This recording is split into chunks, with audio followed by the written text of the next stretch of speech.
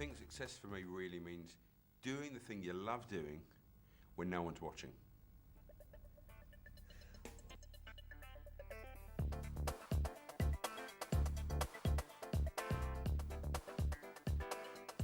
I left school with 2 O-levels, and it's taken me a bit of time to get an MBA, except mine stands for a massive bank account. And when I left school, I was given an opportunity really on to work for a commercial finance company, about 500 yards from the building we're in right now. And I did really well with this finance company, and I was promoted, and then I gave it up to play tennis for a year. Came back, and I set up a finance company with an estate agent, and he gave me £12.80, and he said, you can have the whole company, you be the manager of this finance company. And about 5 years later, in 1987, I bought him out for £1.4 million. That was fun because in the late 80s anyone could do anything as long as you had a bit of money and you had a good mouth. And I had a good mouth that was big. So I was cool at doing what I did. And I raised a lot of money with venture capitalists, and we were 7 days from going public. I was the youngest chief exec in the city at 27. And things were really going well till 1990. Interest rates went to 15%. And we lost £1 million, which kind of was neat for my investors, as you can imagine. They were really chuffed with that one. And I asked for a pay rise at my worst ever period because I wasn't doing really well. And my only sob story part was that I bought a house on the basis of going public, and we didn't. And my board didn't really care. And my son has mild cerebral palsy, and I was paying a fortune in physiotherapy bills.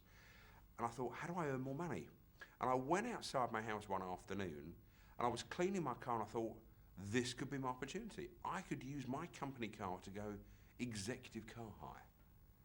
And then I realised you need a licence to do executive car hire. So I thought I could use my car to be a minicab driver, because in the late 1989, 1990, wasn't the big furore going on now, and I understand what it's about.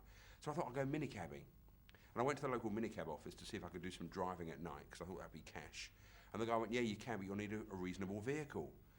He said, obviously you won't use that vehicle. I said, well, what's wrong with that vehicle? He said, well, it's a Bentley. I said, well, that's all I've got. And so for 7 months, I started minicabbing in my Bentley. And what was interesting for me was that instead of blaming the government and blaming my son and blaming the world, I realised most of us have got everything we need to make a difference. And it was one of the turning points which, if I look back at the time now, I didn't realise was that tipping moment. But every time I've ever got stuck, what can I do with what I've got instead of who can I blame? And that was part of my story 7 years on about how do people be motivated to do something different, is to look at where you are and what you've got instead of blaming other people. And then in 93, I resigned from my finance company, started all over again, made a lot of money again, and I realised that making money wasn't that difficult. It was working with people that was unbelievably difficult. And that's how I then got involved in doing the motivational work that I do now.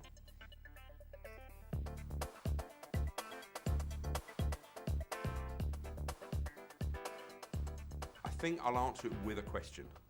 That I don't aim to answer most people's questions, I question most people's answers. So I think you kind of know what you want to do, but you're scared to go there. And a few of the other speakers may have used this phrase, that most of us don't dare to fail. And the question is, what would you do if you knew you couldn't fail?